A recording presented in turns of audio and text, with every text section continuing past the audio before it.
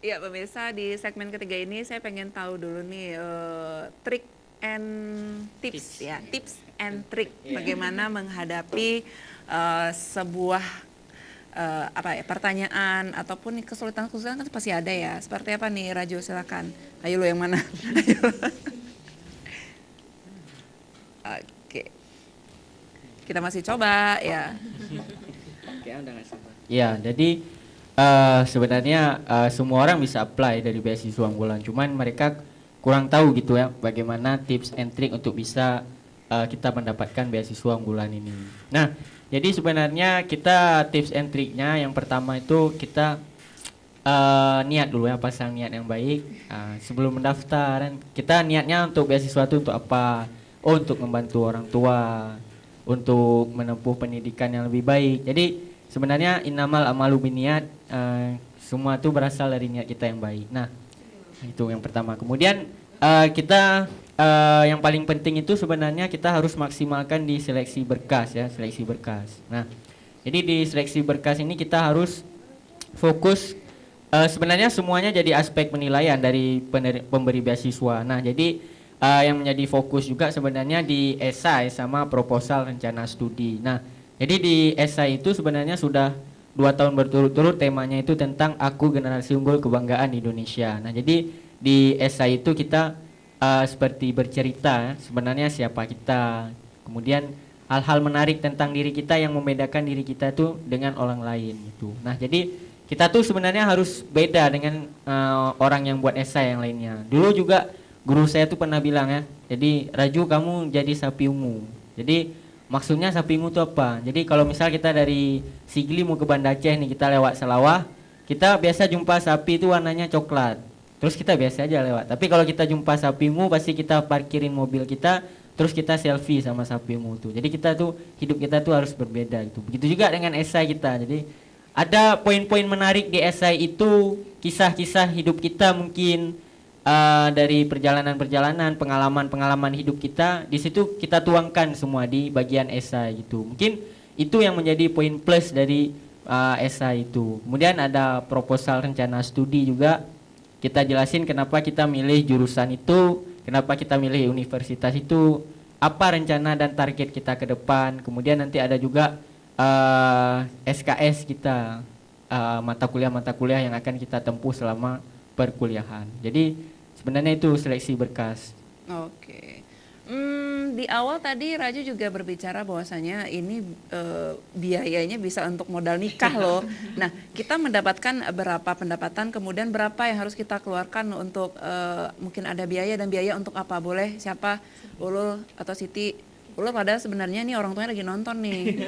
Harapan banget anaknya mau ngomong. Ayo, gimana Siti? Oke, mungkin ya perlu kami jelaskan untuk biayanya. Kenapa seperti Rajul sampaikan tadi lumayan gitu ya, memberikan kesejahteraan yang baik gitu ya, karena memang beasiswa unggulan ini mengcover beberapa hal, tiga hal. Yang pertama itu biaya semesteran lah, ibarat kita biaya SPP gitu ya. Dan ini sebenarnya yang membedakan antara satu orang dengan orang lainnya. Misalnya yang S2 nih ya, ceritanya kenapa bakal lebih banyak ya, karena uang SPP-nya lebih banyak seperti itu. Terus juga setelah biaya SPP ada biaya buku. Nah, biaya buku kalau untuk S2 juga sedikit lebih banyak dibandingkan yang S1.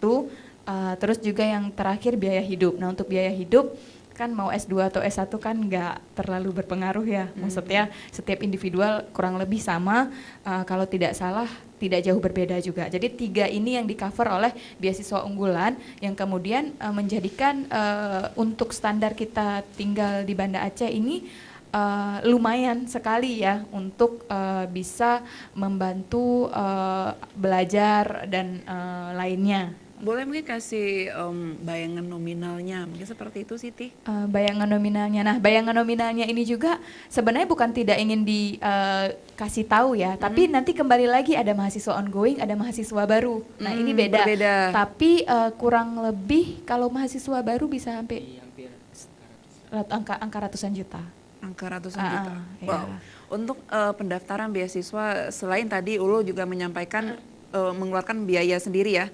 Selebihnya biaya seperti apa yang harus kita keluarkan untuk mendapatkan beasiswa unggulan ini? Paling kalau dari saya sendiri sih biaya ketika kita melakukan perencanaan saat kita mendaftar beasiswa. Nah di situ kan maksudnya ya ada preparation kita ya, preparation. Ya maksudnya nggak mungkin dong, maksudnya tidak ada yang kamu korbankan. Kalau saya selalu bilang sama teman-teman, dari segi baik finansial ataupun waktu dan maksudnya rasa lelah kita, kalau kamu tidak pernah mengerjakan apa yang orang lain kerjakan, maka kamu tidak akan mendapatkan apa yang orang lain kerjakan. Itu rumus hidup saya seperti itu. Iya. Toh kalau memang kita yakin, Bismillah, insya Allah ini jalan hidup kita, finansial yang kita keluarkan di awal yang sangat sedikit, mungkin 0, sekian persen dari apa yang kita dapatkan itu tidak ada apa-apanya seperti itu. Betul sekali, tapi berbeda juga orang-orang pendapatannya juga ya Siti Iya. Mungkin ada sedikit informasi dari kalian bertiga ini untuk mahasiswa baru yang ingin mendapatkan beasiswa ataupun masih S1 yang ingin mendapatkan S2, beasiswa S2 maaf, mereka harus mempersiapkan modal. Tadi udah Siti sebutkan segala macam. Bayangan saja kisarannya aja berapa yang harus mereka persiapkan untuk yang harus nelpon orang tua di kampung dulu untuk biaya ongkos mungkin ya tadi ya Ulul ya. Berapa kisaran harga? Malah saya kalau ditanyain persiapan, saya lebih nggak ingin menyebutkan tentang modal ya. Saya malah lebih terpikir tentang persiapan diri sendiri seperti itu. Modal mungkin paling banyak nanti akan habis ya karena harus ke Medan aja. Dan tahun 2018 alhamdulillah malah kita wawancara di Banda Aceh. Jadi saya nggak wawancara di Medan, saya wawancara di Banda Aceh. Jadi buat teman-teman yang memilih beasiswa unggulan jangan khawatir untuk biaya di awal itu hampir tidak ada. Makanya saya tadi sebut 0, sekian persen paling untuk persiapan ngeprint biasa lah kan untuk melakukan persiapan-persiapan berkas dan yang lainnya. Malah saya lebih pingin teman-teman mempersiapkan diri dari sisi diri sendiri. Baik. Jadi tadi mungkin sedikit ke tips and trick seperti yang Rajul katakan, kalau memang sudah mendaftar itu seperti apa. Kalau ditanyakan tips and trick, saya bisa bilang bahwa tips and trick ketika melamar beasiswa, segala beasiswa yang pernah saya coba ajukan itu tidak waktu saya mau lamar beasiswa segini baru saya bangun apa yang ingin saya syaratnya sekarang, tidak. Jadi orang yang melamar beasiswa itu harus terbiasa membangun mulai dari personal branding, aktivitas dia, kontribusi dia sebelumnya jauh sebelum dia melamar beasiswa. Oke, baik. Itu. Terima kasih banyak Siti, informasi luar biasa sekali. Rajul, terakhir informasi yang mungkin juga telat butuh informasi lagi harus menghubungi kemana? Silahkan, dan kemudian harapannya untuk adik-adik kita.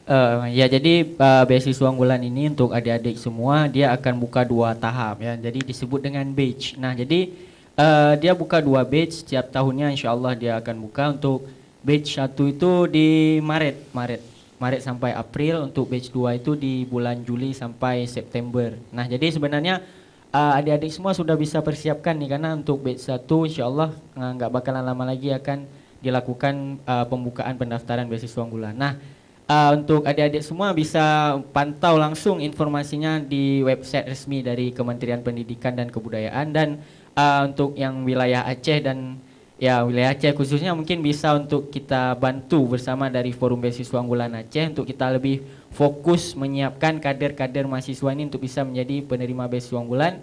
Kalian semua bisa follow di akun Instagram beasiswa unggulan _Aceh. Wow, keren sekali. Terima kasih banyak ya. Saya berharap ini kesempatan emas jangan pernah Anda sia-siakan ya. Orang tua juga yang sedang nonton Aceh Gino agar bisa mempersiapkan anak-anaknya untuk bertarung untuk menjadi yang terbaik yang pastinya. Saya yakin sekali setiap anak ini diberikan fitrahnya sendiri, diberikan kemampuan ataupun kelebihannya juga masing-masing. Jadi yang belum mendapatkan beasiswa ataupun yang mungkin gagal juga bisa dicoba untuk di tahun yang akan datang. Ini akan setiap tahun dia akan dibuka. Oke, baik. Ini kesempatan emas ya, informasinya luar biasa sekali dari mereka semuanya. Terima kasih banyak Siti, Ulul dan juga Rajul. Salam untuk semua peserta. Saya bangga sekali anak-anak muda seperti kalian masih memikirkan betapa pendidikan ini sangat penting untuk kita semuanya ya. Terima kasih banyak ya pemirsa, kita ketemu lagi di hari Senin di acara di program Aceh Jino jam 11 sampai jam 12 siang ya.